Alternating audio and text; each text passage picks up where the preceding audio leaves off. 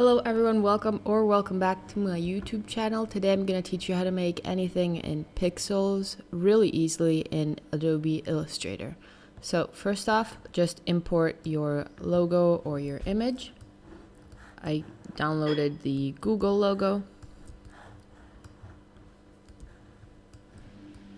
Click here.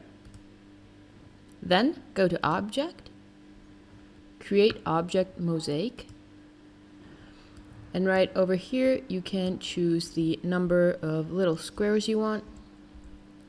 I'll go with 40. You can always go back and change it later. And make sure if you want color, you have this selected. And make sure to have this box selected. And press OK. And that's it.